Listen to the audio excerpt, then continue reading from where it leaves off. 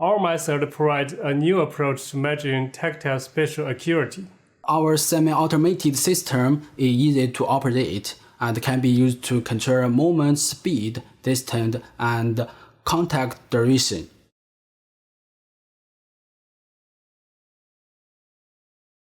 To prepare tactile angle stimuli, use a milling machine to cut an acrylic sheet into an 8 milliliter long, 1.5 mm wide, 1 mm high polyline with 2 equal lines symmetrically distributed along an imaginary bisector, and a 40 milliliter long, 40 mm wide, 3 mm high square base.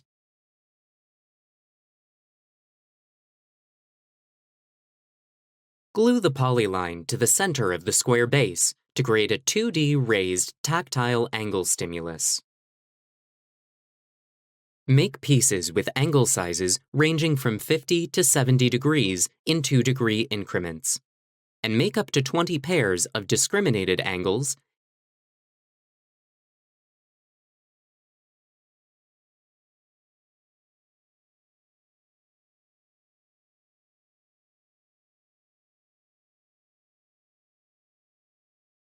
including 20 identical reference angles and 10 pairs of identical comparison angles with measured accuracies of plus or minus 0.2 degrees.